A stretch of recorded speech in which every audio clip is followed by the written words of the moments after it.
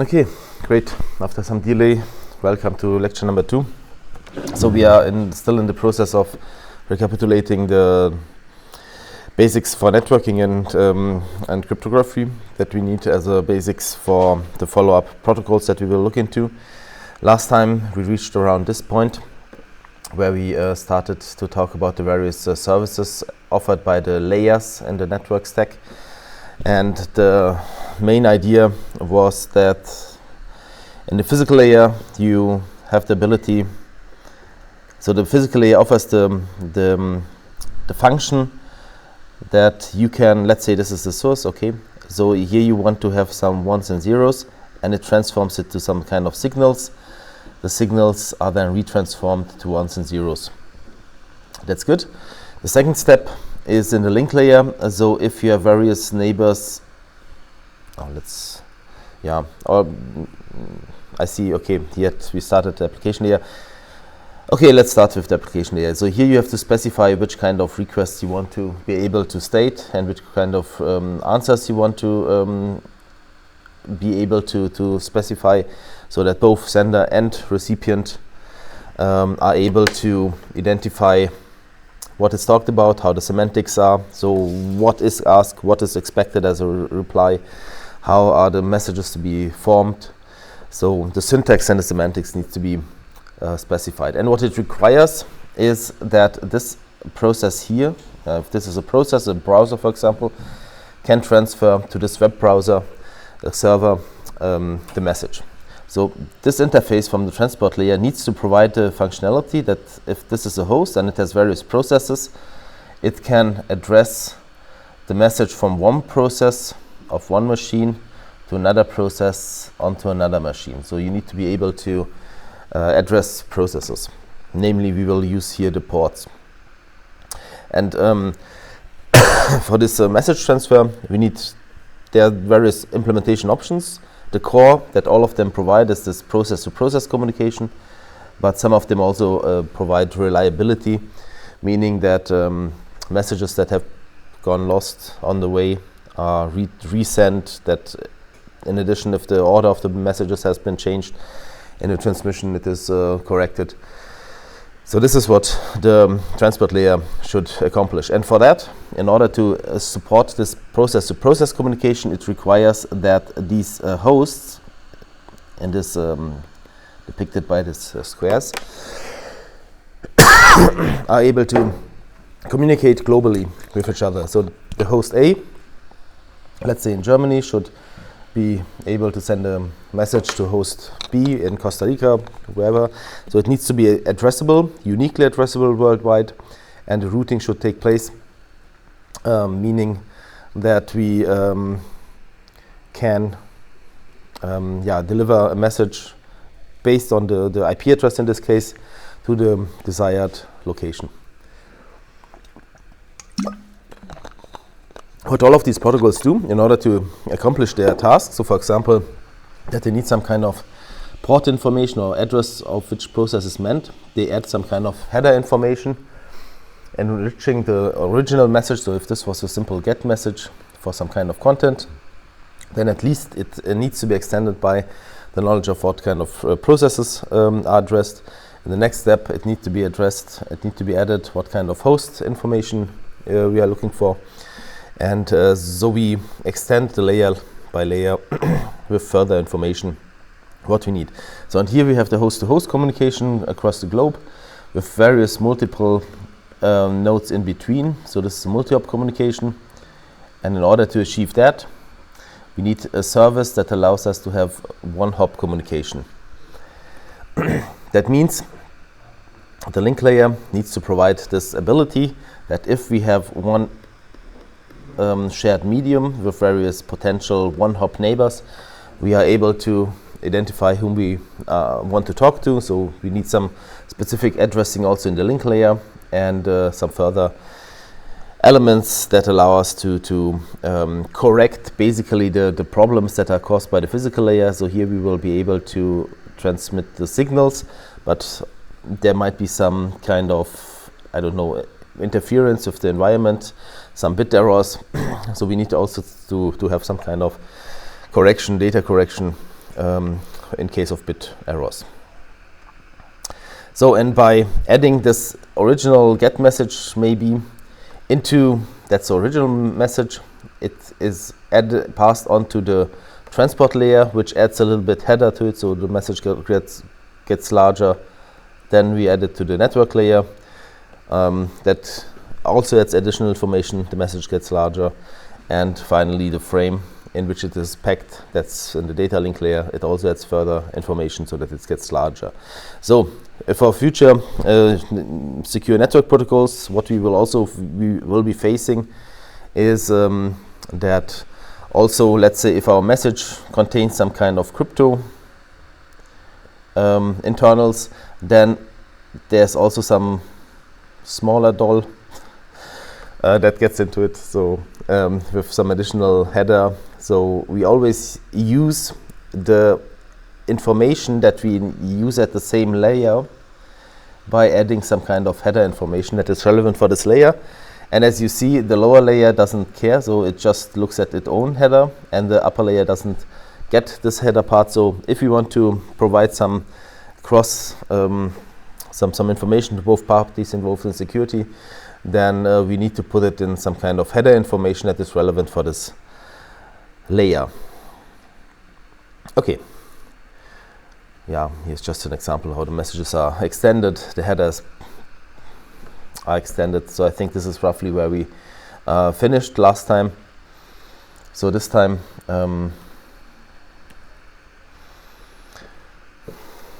yeah. Okay. So yeah, depending just with regard to the layering. So typically, if you have the end devices, so these are the hosts that have also the applications, so the processes. They have this full layer stack. So basically, they are able to process everything that's required for routing and one hop communication. So a switch can only do one hop, but not routing. So it extends basically the communication range. The router is able to route across the network with finding the right path to this destination node, and the hosts also have this transport layer. So they have processes, they have applications, and the messages forwarded on. Okay, there's a decision again made in which direction from the various outgoing nodes the message should be forwarded on. What? Okay. Yeah, I think it's clear.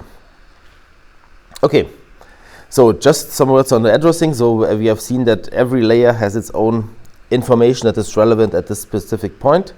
So it starts, let's say, coming from the bottom up, with the physical layer or the media access control address. That is, if you are in a shared neighborhood and you have various, so in a shared medium where your signal can reach multiple nodes. So it's not a cable which just has two ends, but maybe wireless network. So you have to identify which of the neighboring nodes do you want to talk to. So, and this is done by the MAC address. Yes, it's partially permanently addressed to the network card, but can be also changed on the operating system, so it's not really that globally fixed and unique. So theoretically, if you want to, you could also spoof and take over the addresses of other devices. So one layer above, in the network layer, there we have this multi-hop communication where basically all nodes in the world should be able to be addressed. And there's the IP version 4 protocol that uses 32 bits for addressing, and currently we have more devices than this IP4 version 4 address space. So typically there are also some private networks, for example 192.168, that are not globally routable, and sometimes let's say if this is some kind of home router, it has some public IP, but behind that there's a larger network of local IPs that are, or private IPs that are used.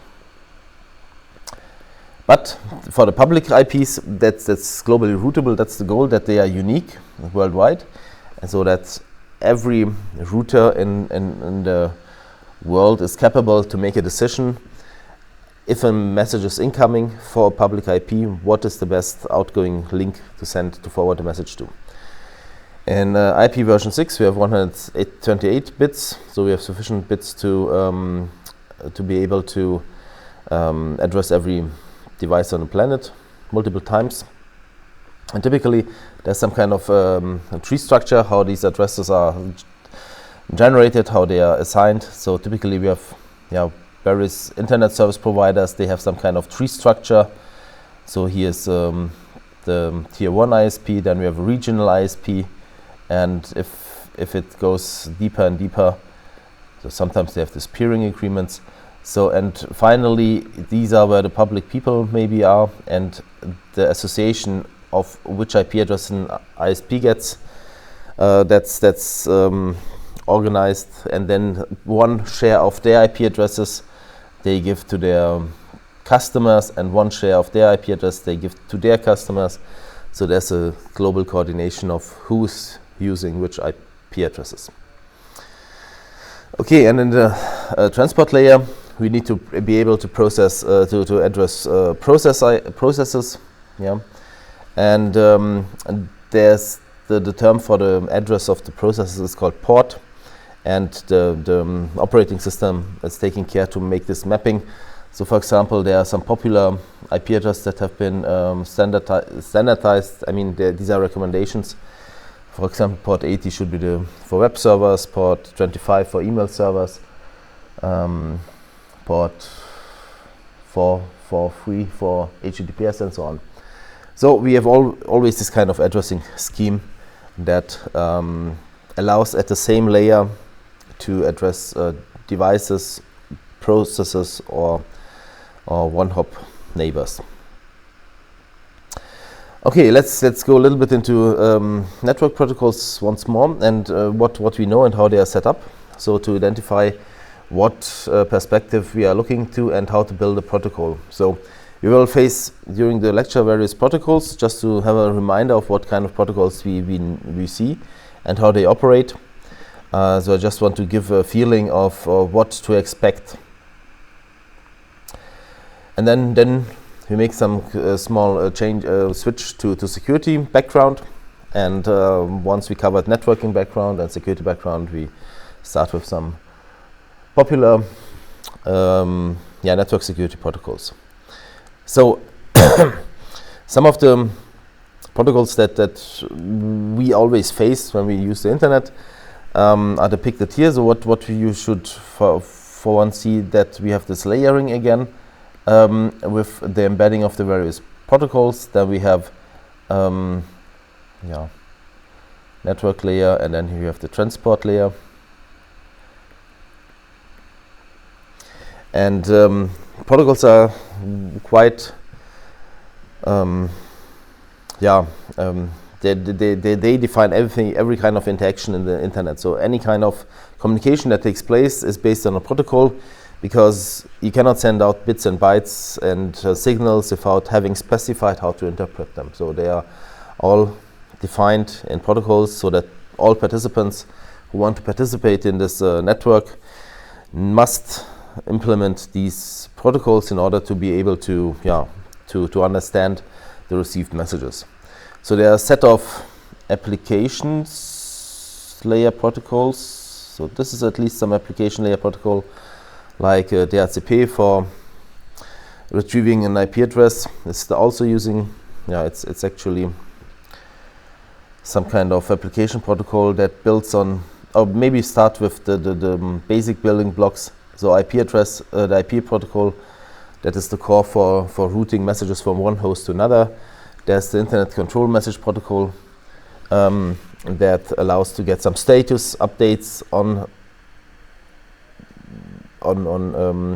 nodes on the path that you are communicating in. And maybe ARP is also associated to it. This is if you have an IP address and you would like to get the MAC address associated to it, then you use the ARP protocol, the address resolution protocol, which is able to translate between IP and MAC address. Okay, then we have a set of application protocols that you probably also know: HTTP, HTTPS, FTP is quite uncommon probably now. Domain name service being also an address translation protocol, basically giving you taking a URL, so domain name, and replying what's the corresponding IP address. I don't want to go too much into detail. I mean, we will. One of the assumptions that I have is that you know TCP and UDP, how they work, what their corresponding elements are. Maybe a question to you: how familiar are you with UDP, TCP? Had you had those two in one of the previous lectures that you had? UDP, TCP? Yes, no? Maybe, yes? Okay, so so very simple maybe. I mean, UDP just provides a simple requirement of this layer, so you need to be able to address processes on various machines. So what it just provides is, I think the header just provides the place where you can enter the ports, the source port and destination port, so depicting who is sending the message, which process and which process should be receiving it. There's a checksum and I think the length of the packet, but otherwise that's complete. So it's just a minimum. And what can happen is that through IP and the routing, the message orders are mixed up, that messages might get lost. UDP doesn't react to it. In contrast to TCP, TCP provides also obviously this process-to-process communication, but it also makes sure that the packets all arrive in the correct order, and if messages have been lost, then it is resent. Okay, so we will have various of these kind of layering views. So this is quite useful to take. We will not go into the full detail. Just I like this picture because it shows how really the various layers are. So the layer numbers are basically here. How they are really taken into account. And there's a variety of layers that you can use and combine.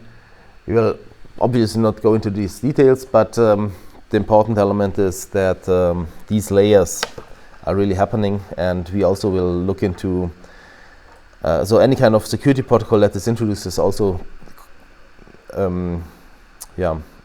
respecting these layers and working in these layers. As let's pick any kind of functionality. I don't know, this kind of transport layer protocol.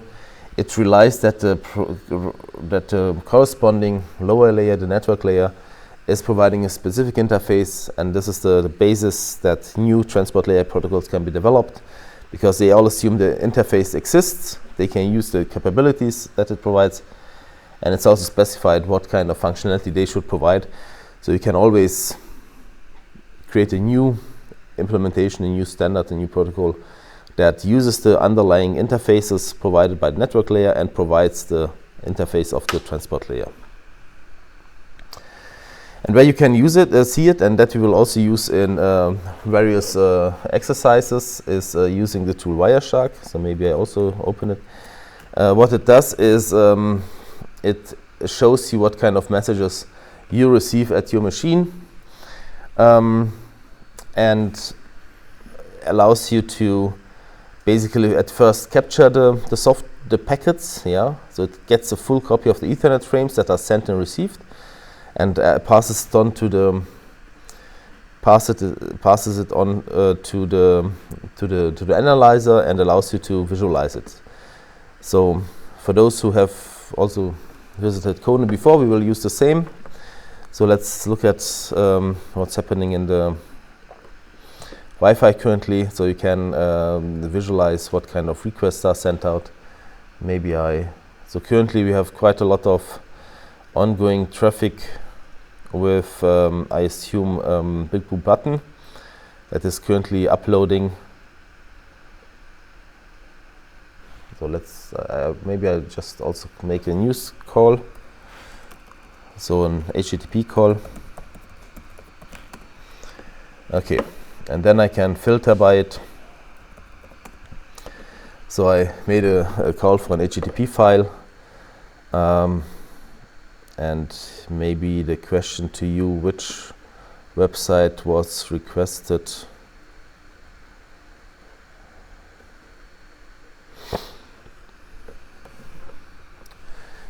So here, yeah, maybe the question to you, which website was requested here in this HTTP call?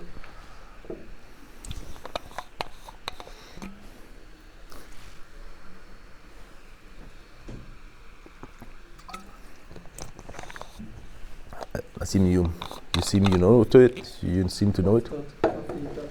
Yeah. So here's the very simple query in HTTP. So it's a get method. It asks for basically the first. So basically the first object. It's a version 1.1. This is the host that it has been sent to, and this HTTP protocol is has been queried using the TCP protocol from this port to that port. Here's the internet protocol in which it's encapsulated. Here's the Ethernet protocol in which it's encapsulated internet protocol, and there are some further statistics on it. And I'm quite sure if I would look for DNS, also there would be the query for Graffi up front, but there are quite many, so maybe it's here. No, OLAT, okay. There are quite a lot of applications going on. Okay, so this is quite useful, and we will also use it to analyze the various security protocols later on. Okay, so so far with the networking background, now we want to shift our focus a little bit more to network security and security requirements.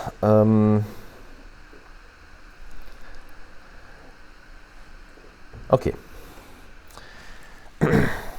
One of the issues and why internet security and network security is crucial, because technology typically develops in a way that first you want to have it running, and second, in a second state, you want to secure it. So the internet, if you just assume how it was designed in the beginning, where the university networks were connecting to each other, and the goal was to be able to send messages and to really get this kind of technology starting, the people didn't have that cautious mind at that time, because they were assuming, okay, we are anyway connecting to other researchers, fellow researchers that have goodwill.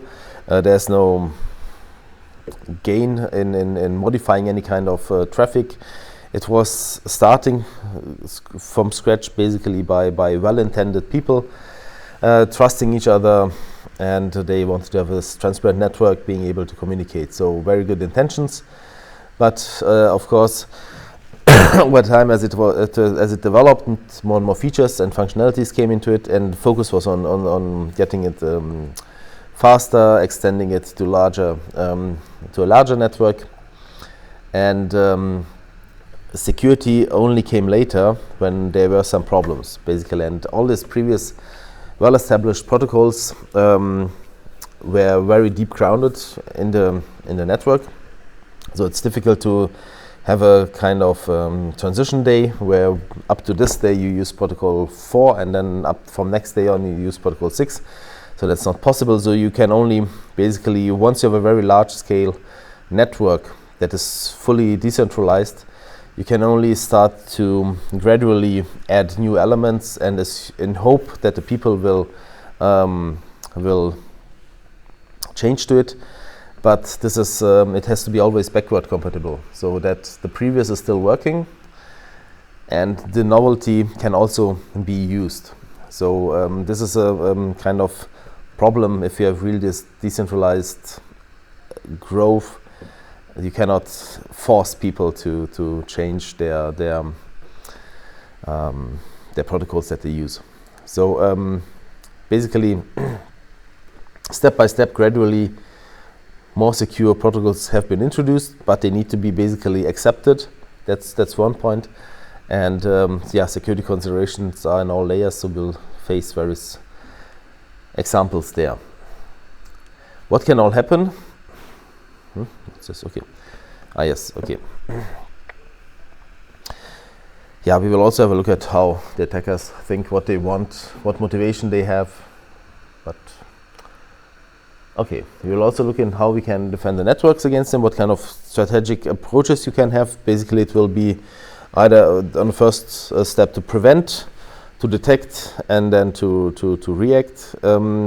Yeah, typically you have two kind of approaches. One is that you try to create some kind of secure channels that provide you with some security characteristics, with some secure communication if you want to. And on the other side, there's all these detection mechanisms that aim at finding ongoing attacks, ongoing vulnerabilities, and to try to stop them. So it's one that provides benefits for the users that want to use it, and the other approach is to identify misbehavior and to be able to react to it. What kind of goals do we have? We have the typical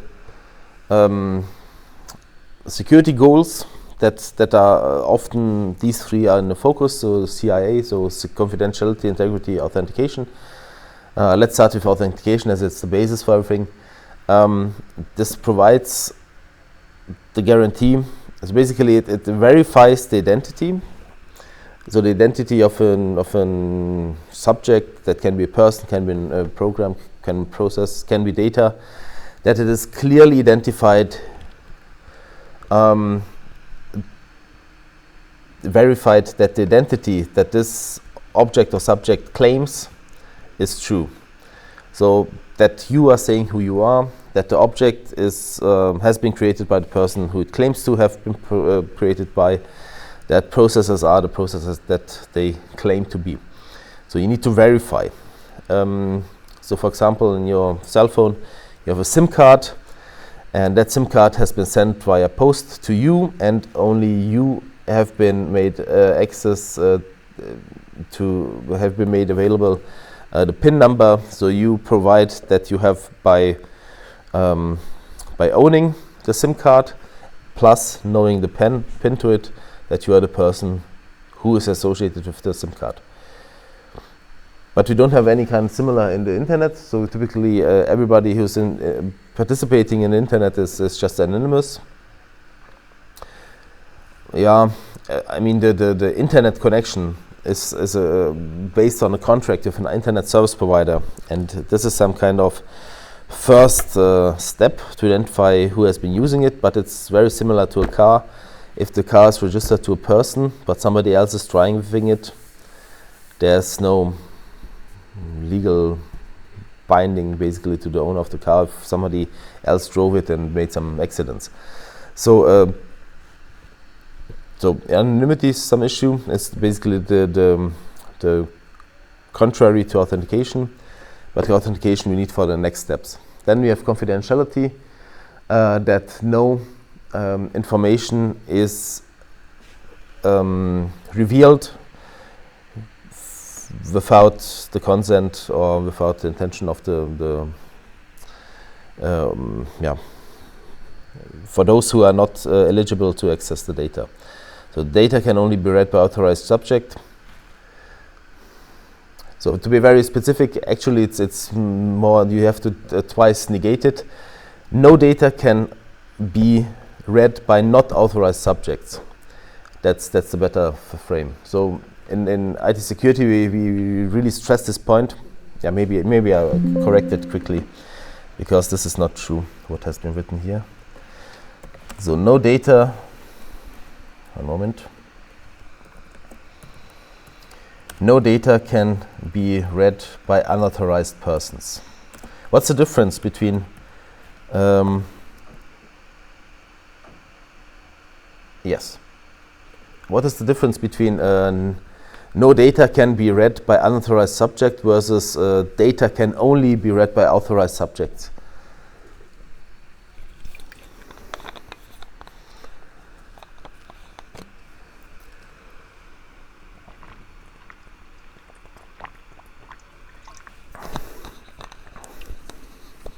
Is there any difference?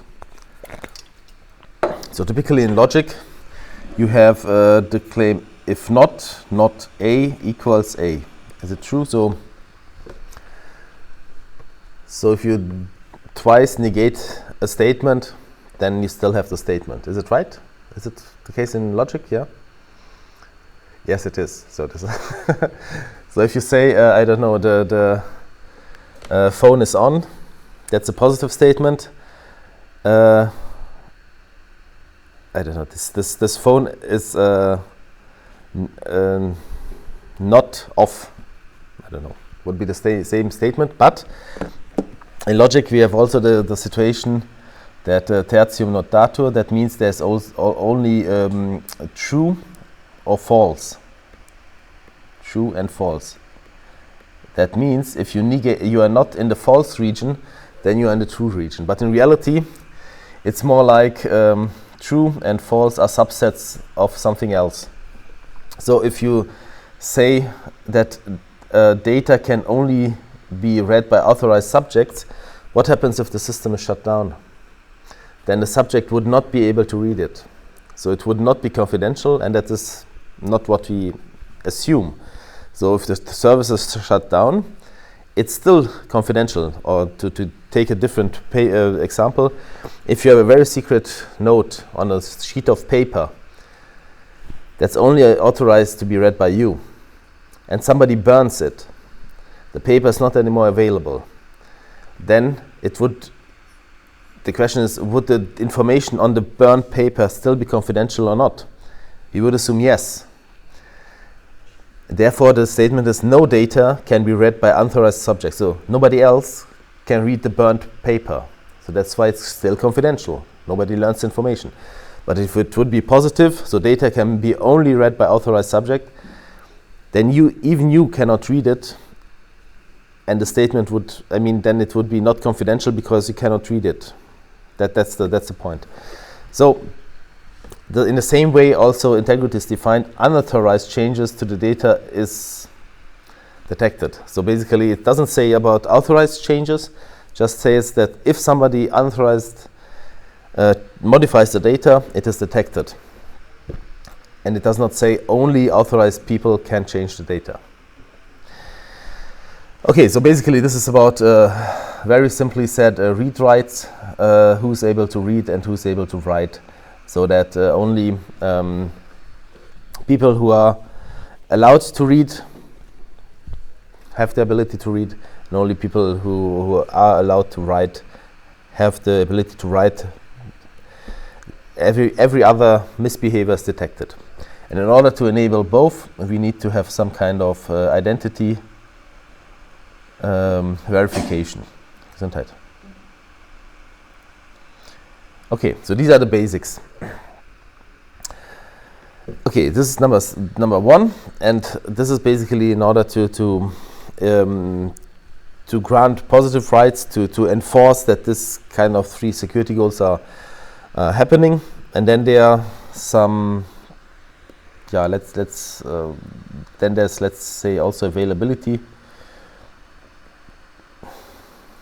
or access. There's some further follow-up lines of defenses, what we want to do. So basically here we have some kind of protocols that will allow us to create, to maintain these security goals, that we can establish a connection between two processes with authentication, confidentiality, integrity. And there are some approaches for detection of misbehavior. One is will be firewalls, one will be intrusion detection systems. So there are these kind of categories. Okay, let's go a little bit further into security elements. So also as a recapitulation, what we want to know and what kind of challenges we face and what in networks can happen. So first of all, typically these are the candidates that we look into, Alice and Bob, and there's Trudy, I don't know. So, and what they assume is they want to communicate data with each other, and they use some kind of shared channel. And all data and control messages are sent over this channel, but the intruder might be able to intercept, delete, and add messages. So we need to have some protocols that, assuming that that the network is such unreliable and potentially dangerous, is still capable to provide the desired security goals. So we must assume that the attacker is powerful enough to really cause some damages. So what can Trudy do? So first of all, she can sniff or monitor packets. So I mean, the simplest one, if there's some kind of broadcast media, some kind of shared media, wireless, for example, and then typically how it's happening on the data link layer, A would, let's say, send a message to B, and the signal is by the MAC layer, the destination MAC layer is then B, and all further participants in this local network should ignore this packet because they are not the destination node. But obviously, if you're a malicious node, then Trudy might also ignore the requirement to reject these packets and not handle it, and it can still analyze the data sent from A to B because it is part of the shared medium. Also for wired networks, there are some devices that allow even to listen to messages on Ethernet wires, so basically on this twisted pair cables, but also there's been some reports on listening to fiber networks. So any kind of medium is basically potentially observable. So attackers can gain access to reading the bits and the bytes that are exchanged. So still, you can. I mean, the statement is you cannot rely on physical layer security that your cable is not observed. So still, assuming that that any kind of medium is observable, the protocol should take that into account and provide the security on a different layer. Yeah. So C can read everything, and we will also see that is really happening. Okay, so that would be one element on confidentiality, integrity, and authentication. Very similar. I mean, if you have this kind of shared medium, then on the layer of the network layer, when basically A wants to send a message to B, how do we know that really A is sending the message? So it is by just reading the source and the destination. I mean, A just claims to be A, but we don't have any proof on that. So everybody, and also in this case B, can claim to be especially C, in this case can claim to be somebody else and modify the field where it's written who has sent the message, and it's simply doable. So basically, also authentication in the internet has not been designed into. So there are now follow-up protocols that we look into, but from ground on, and it's very simple. So it's really just in the IP address, it's written, source I am A, and the destination should be B, and everybody, this is just some bits that somebody set, and every node on the path can modify these bits. So this is very easy to claim to be somebody else. And the same also for the destination. So this is also, I mean, can be used as an attack. So what would be the possible attack that you can run if you modify whom the message is sent to? And this is going into the direction of denial of service. So attackers would try to get quite many resources, meaning many nodes in the network with high bandwidth. And let's say if there's some target, the attacker could try to, so if he has control of various machines, then there are some goals to send packets to the target to overload its function. So the idea is, let's say there's a process on the host, and this process is capable to receive, I don't know, 10 requests per second, yeah, and if you send out sufficient many requests, then legitimate requests like here are unable to be processed because the server is overloaded. Okay, very simple background. We will dig a little bit more deeper into the element of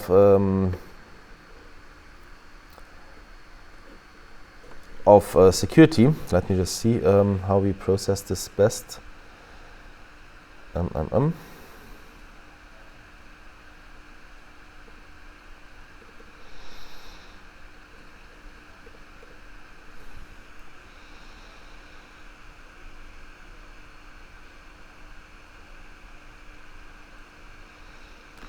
Okay, one question maybe into the round. So then we will have a short recapitulation on crypto essentials taken from this book, Computing Network Top-Down Approach. I think this is quite nice and summarizes the points that we need in the follow-up. So what will we see? We will have a very technical view on this steps of cryptography, and we will have a look at what elements, what technology we have available for this to provide the security goals, confidentiality, authentication, integrity. Yeah, this really gives us a basic building block that we will see later on repeating in various many protocols. Okay, so let's start again. So we have still this view. They want to communicate securely. Alice and Bob, the same example that we had previously. And how does cryptography help here? So what is cryptography? What kind of words do we have? So what they very simply want to do is they have their plain text. This is that they are able to read.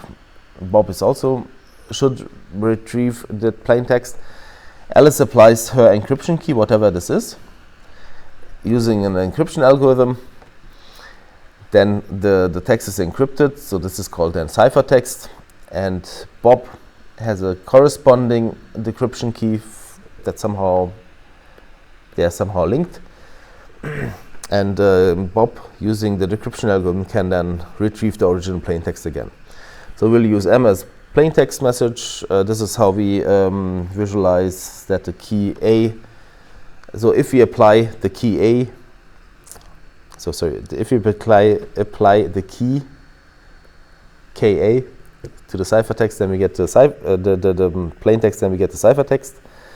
And M should be applying, so this is the ciphertext. And this is then again the plain text.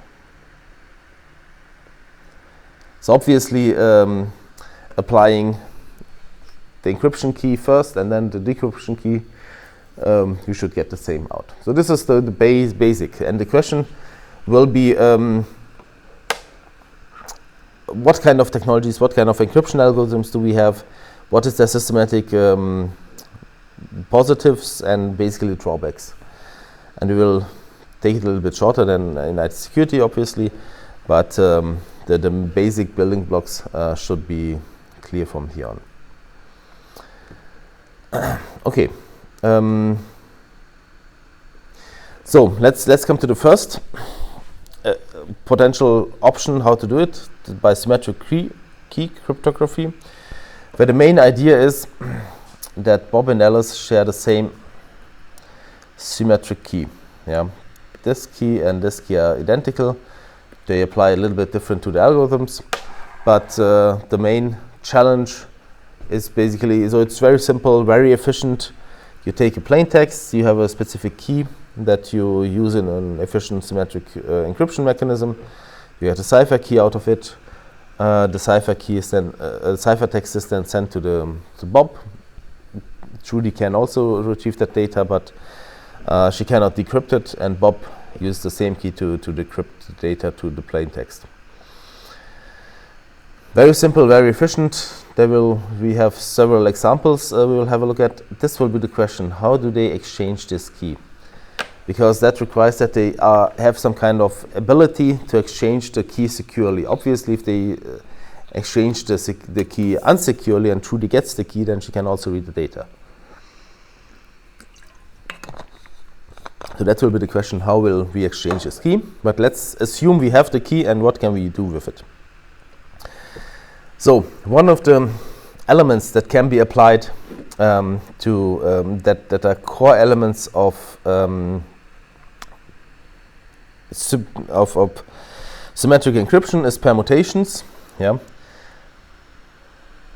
where you, for example, Julius Caesar introduced that one time ago, where he just added a shift in the letters. So let's say if you shift every letter by 2 places, then B will become to D, and I become to J, and N becomes P, and so on. So that's a simple start. You can also make it a little bit more complicated. So if you apply, again, this is our plain text, this is our key, meaning that an A would mean in this case the shift is by 0, a B means that's a shift by 1, and this is by 24 characters forward or 2 characters backward.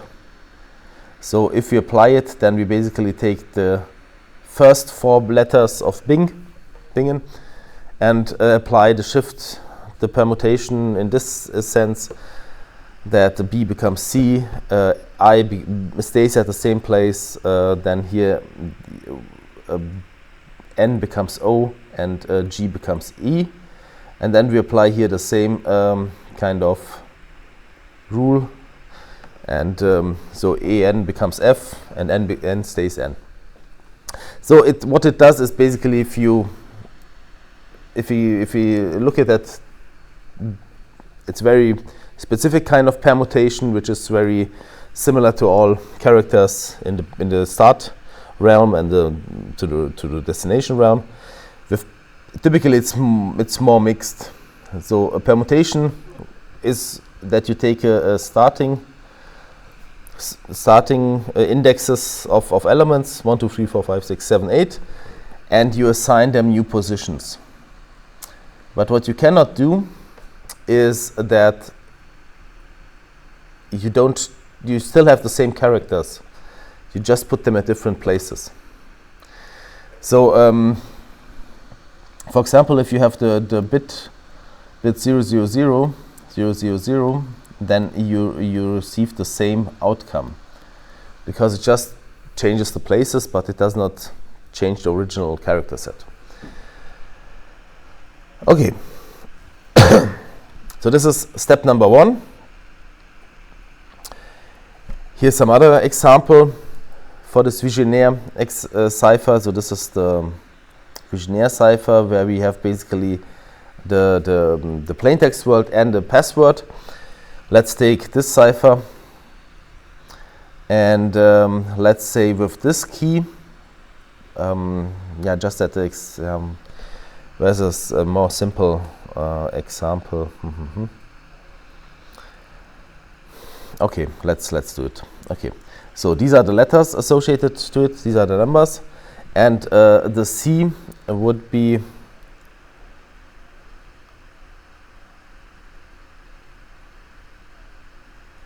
actually I'm not really. So a following problem with this example, I must admit, because A should be 0, so there should be also the option to have 0. So then B would be 1 and C would be 2 and not 3. So let's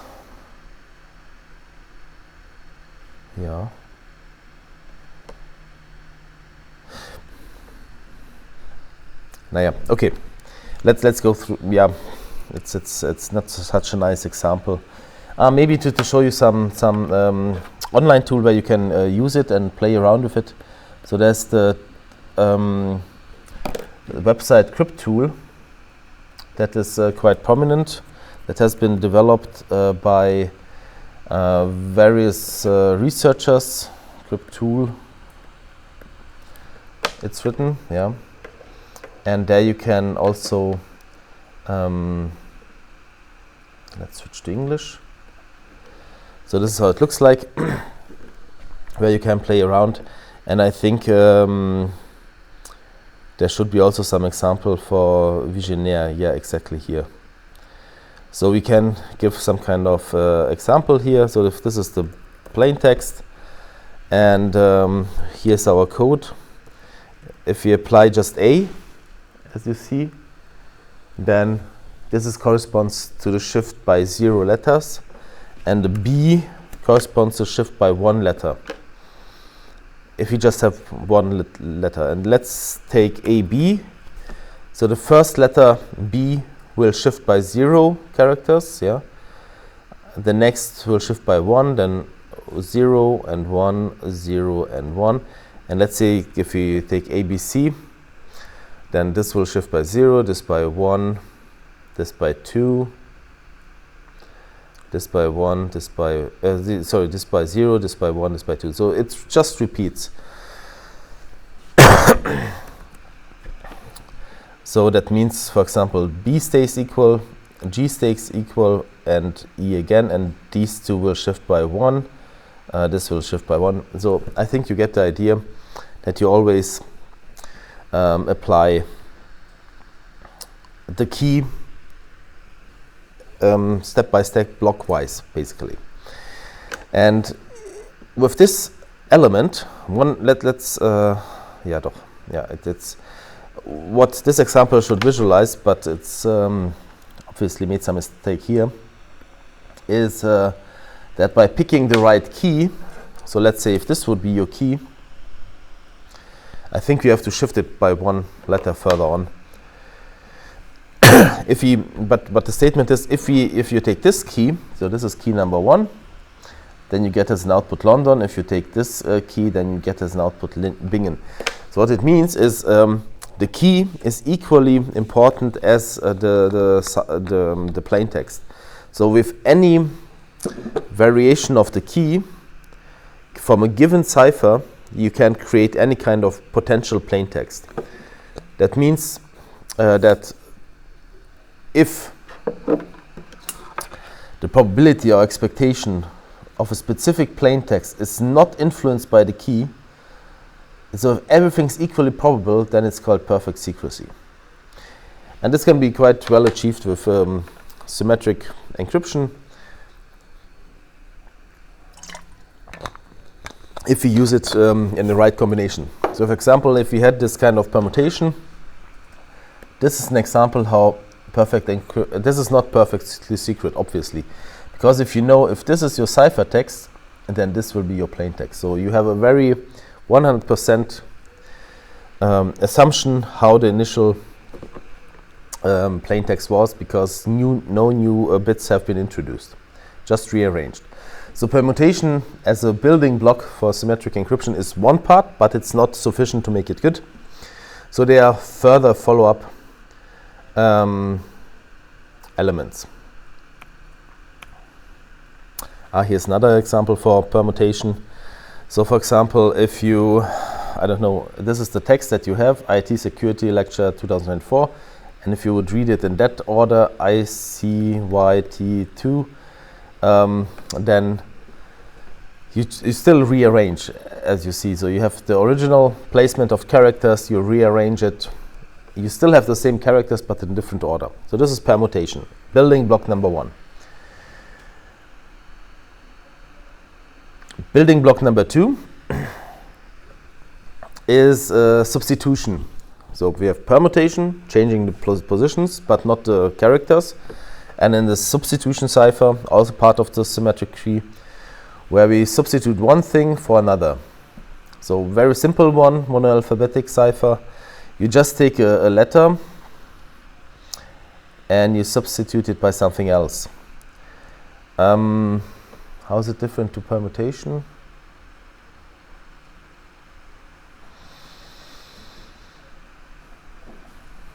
Yeah, it's a good question. Okay, for letters, it's might look similar. I must admit, might look similar, but it's different for bits. So, for example, if you have a substitution from this 4 bits to that 4 bits, there you see it is not really connected, and you get a different number of bits. Here's some example from a real symmetric encryption scheme, where basically you had 6 bits as an input. So there has been some 6 bits. Let's take 1 0 0 1 1 0. Yeah. Then so the external bits 1 0 are just they are just identifying which row to take, and this is the bits that need to be replaced. And so we go into the right column. Where is it? Here. So this is replaced by 1 0 0 0, for example. And by this you get a completely different looking outcome. And just assume you apply this several times. So you have some kind of mechanism where you change the bit order, then you apply some substitution, you change the bit order, you apply some substitution, and only the key reveals which process steps have been applied. And only the key is able to recreate the same computation so that you get the first plain text again. It must be bijective. That means that if this is the cipher that you get, and you know these were the substitution bits, then you will be able to retract the original plain text. Okay, so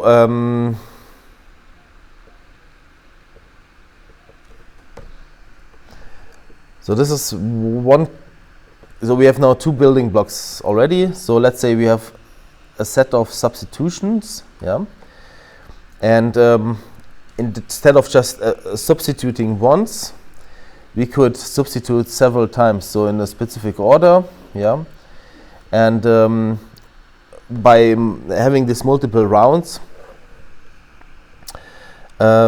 we can somehow make a more difficult cipher that is more difficult to retract.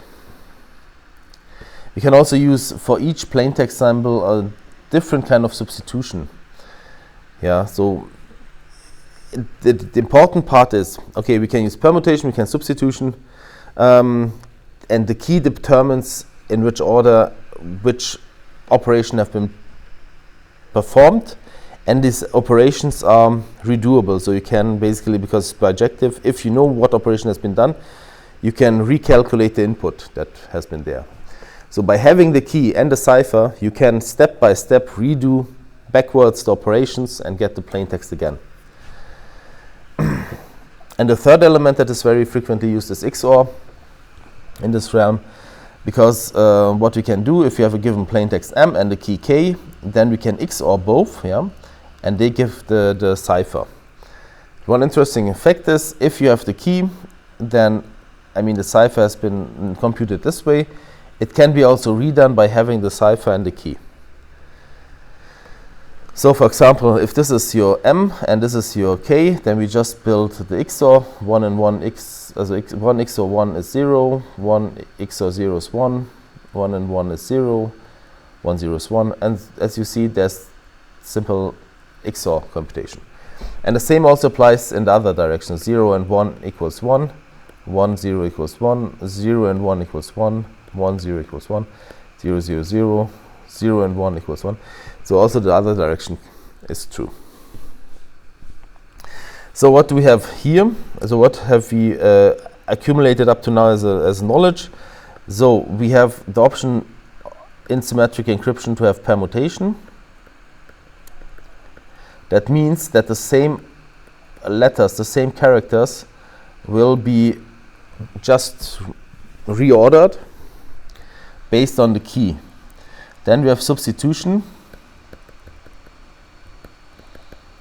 where basically the bits based on the key are looked up in a table. There you have a substitution table, also called S-box, substitution box, and it tells you what kind of bits should be added, should be placed instead of the current ones.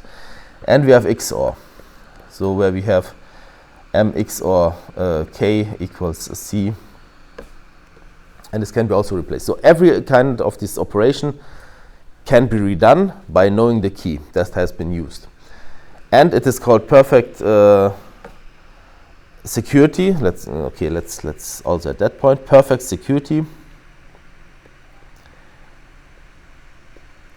is when given the cipher, every plain text is equally probable. Meaning that you don't have any kind of hints from the cipher, how its structure is and so on, what the initial plain text has been.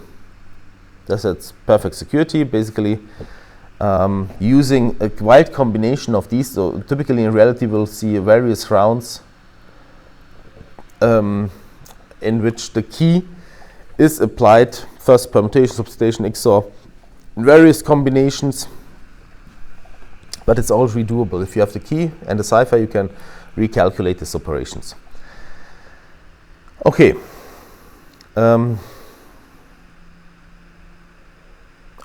Yes, that's perfect security. And perfect encryption is if for every M we use a new key. That's quite challenging. Okay. So let's see an example.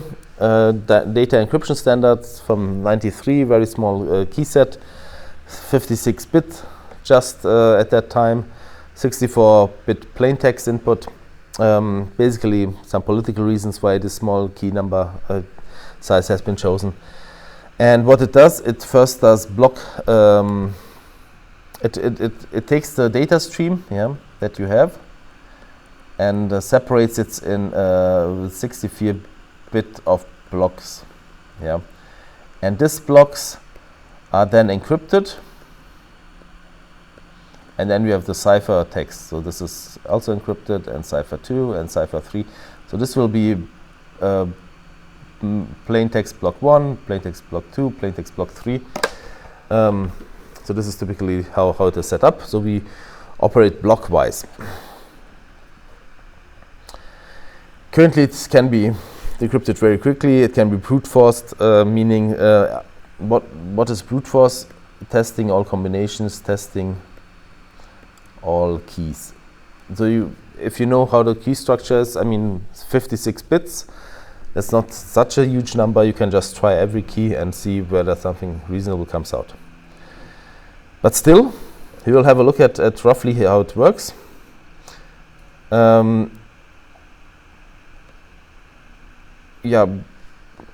Okay, let's see. So we will not go in that detail on this one.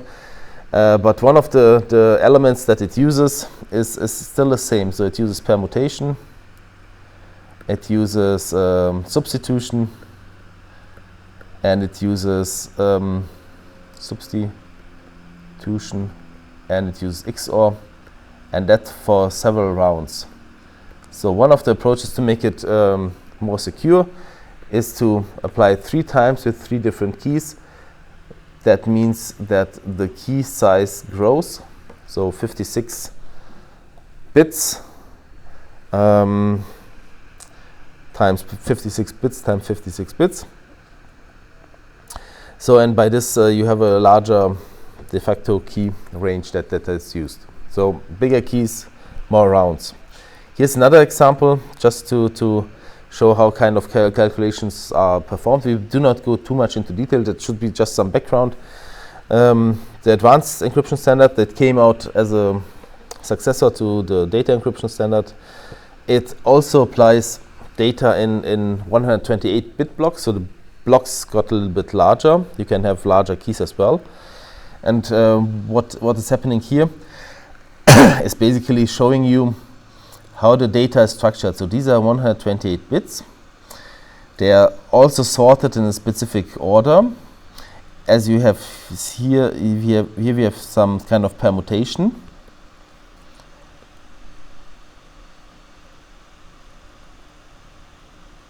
We also have some kind of substitution included. And we also have some XOR included. Here we also have some XOR adding the round key. So we have some kind of generation of round keys that is applied, and then it goes back. So we have various rounds. And only after quite many rounds, the encryption, the result is considered as final. And again, by having the key, you can redo all these operations. By not having the key, the options that have potentially been done is so large that you really need quite a lot of time to calculate all potential outcomes. Okay.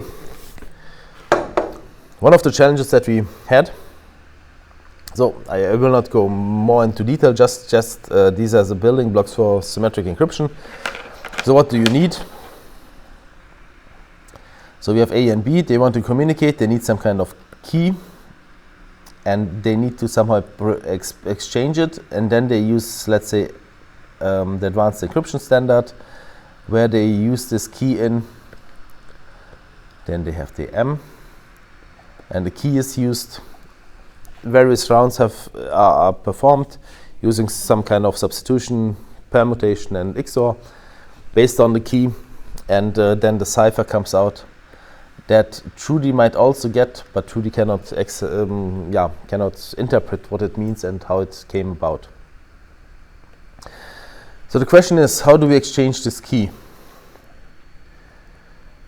And let's assume, can we just send it from A to B? Can we send the key? No, because Trudy then also would have the key and would be able to read the data. So we need some other kind of means. What about second channel out of band, some non-internet approach?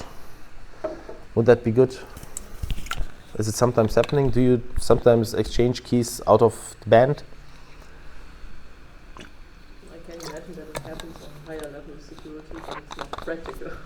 So if I would go and meet up first to somebody. Yeah, it's not really practical, because let's say if you want to communicate over the internet and you need to have some other channel, what would that be? Telephone, post? Sometimes you get a letter with the password. Do you have some examples for that? So the health insurance, maybe, yeah, or from your bank, your PIN. Sometimes you get also second channel if you have this kind of, I don't know, wireless router, and you have printed at the back some kind of credential, usernames and password. That's some other way to communicate to you what the password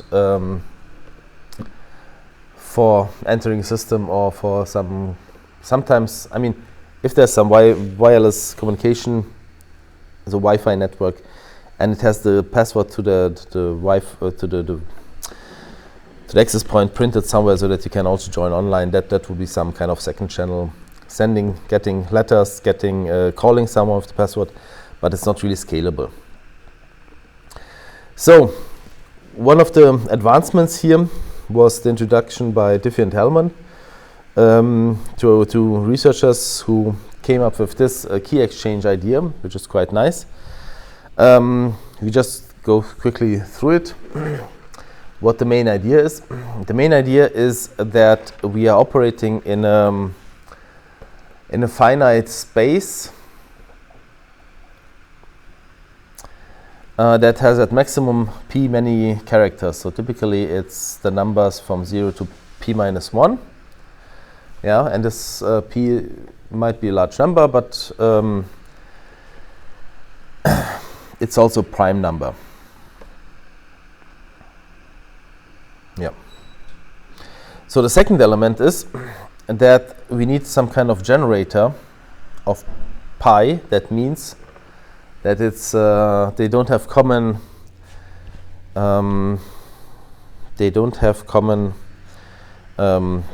divisors. So basically they are so independent that, let's take a simple example. Let's say we have here, okay, it's too much up to the right. So if this is our board and we start with 0 and we go until 12. So in total we have 13 characters. That's prime. And then we have here 6, and then we have here 3, and then we have here 9, and I think the rest is clear. So then you need some kind of number that's a generator of p. That means that they have no common divisors. That's easy if p is prime. And all of the exponents of this generator create each element in this range 0 to p minus 1. So let's take 5. Is 5 a good choice? I don't know. So let's take 5. Okay, we have already 5. Then that's a little bit difficult to calculate. Let me just see. Let's take 2. That's a little bit easier. Okay, so let's say, okay, this is G. 2 times 2 is 4. So we have also this character. Then we have 8. Then we have 16 mod 13 is 3. Then we have 32 mod 13 is 9, I think, is it? So what we will see, I will not go continue that, oh maybe I do. So what basically happens is that if you go on through the numbers, let's say g equals 2, and then you look at what are these numbers, and always to think mod 13, then you will get 0 to p minus 1. In this case it's 12. And it generates every kind of element. That's one good that's the prerequisite that we have.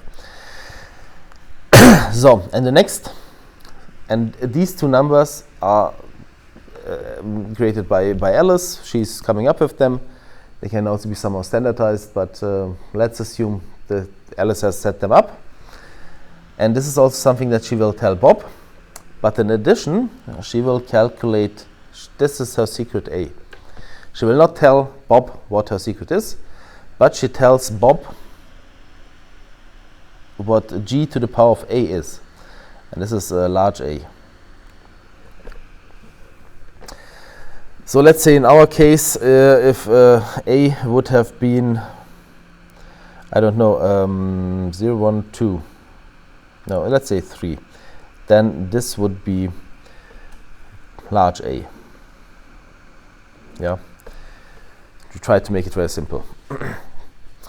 And B now receives the parameters, so it receives P and it receives G, and it also creates its own secret that that Bob doesn't tell Alice. And Bob also computes large B by just taking g to the power of small b, mod p. Okay, and this is what Bob tells back to Alice. So, and what now both do is the very clever trick of Bob takes A, large A to the power of b. Large A was g to the power of A, and to the power of b would be so. Is it right? And this is g to the power of A times B. Always mod P. And what is Alice doing? So Alice takes large B to the power of small a. That means K equals G to the power of B to the power of A, which is G to the power of B times A, mod P.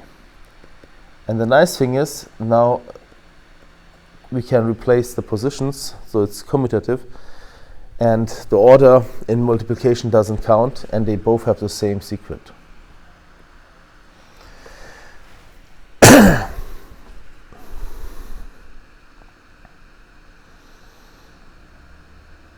Yeah, we can also try it at our small example. Oh, it's really the right example. So just to observe what Trudy got g to the power of A and g to the power of B, and you cannot somehow, out of these two numbers, you cannot get g to the power of A to B. That's the whole trick. So that you can reveal parts of your secret, meaning g to the power of B, for example, but it cannot be used to generate the key. I mean, this is the key, yeah. So here we have the example that we used on the previous slide. So P equals 13, G is 2, let's choose a random number, a to the power of 5.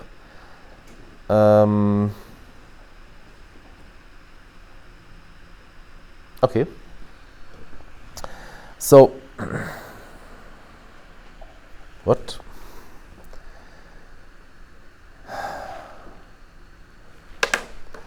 One moment. Okay, yeah, just that this 25 is not correct. And 28, I think, also not. Let's correct this. It should be 32. And 2 to the power of 8 is 128. And 128 mod 13.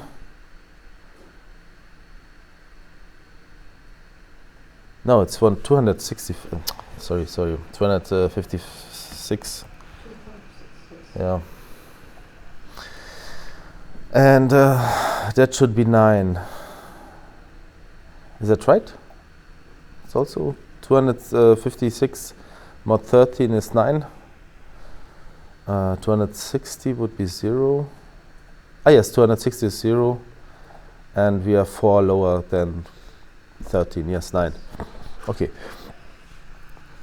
Yes, and then both calculate, so 6, so this is 95 would be in this case. So this is what A receives. It receives 9 equals G to the power of B. And A computes now K equals G to, so is large B. That means 9 to the power of 5. Okay, now I understand. Now I understand what the issues were. Okay, I understand. So do you know why there was previously 25 written and 92? Now I get it. That's the magic of PowerPoint. So previously it was, I highly assume, so this is 9 to the power of 5. This is 6 to the power of 8. It was 2 to the power of 5. It was 9 to the power of 8 to the power of yeah, it's and if you have a font that puts the numbers up and you apply the same layout scheme, then the formatting is gone. Okay, that now makes sense. I was very surprised. So, and then they get the same key out of it. So it's really very nice that it works out. One moment. So now it's correct. Okay.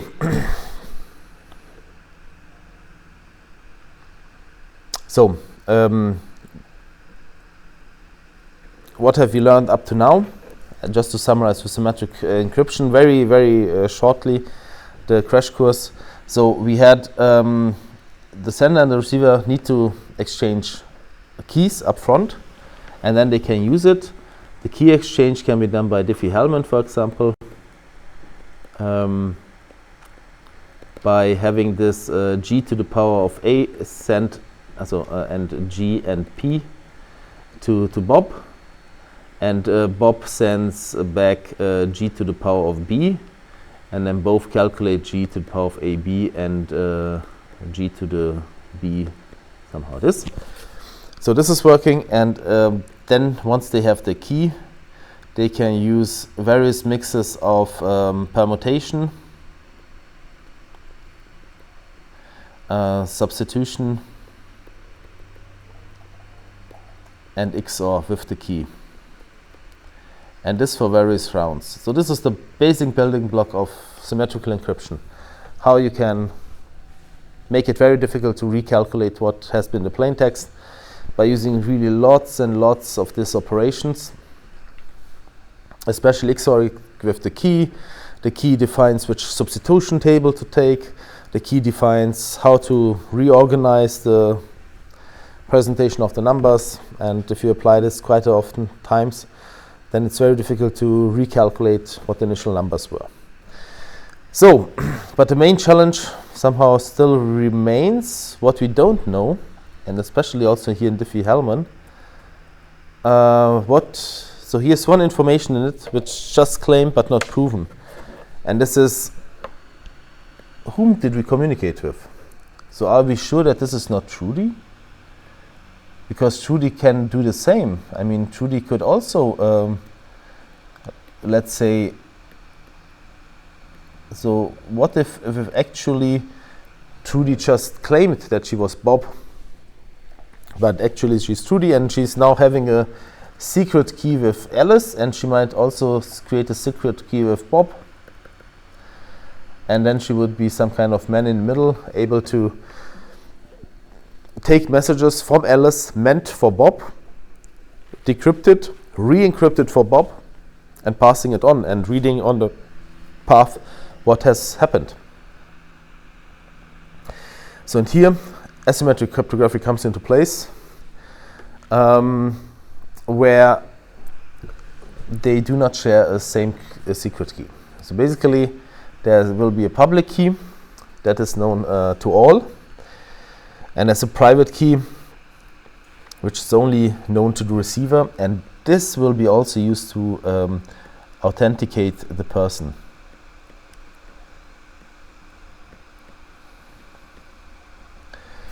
Yeah, this will be very interesting, very exciting to look into the next time. Yeah, basically next time we will go through asymmetric cryptography. Then we have everything equipped, what we need to know, and then we go through the layers step by step and see what are the most prominent security protocols in these various layers, what are the challenges, what's still open, how do they solve the problems that are faced at these different layers.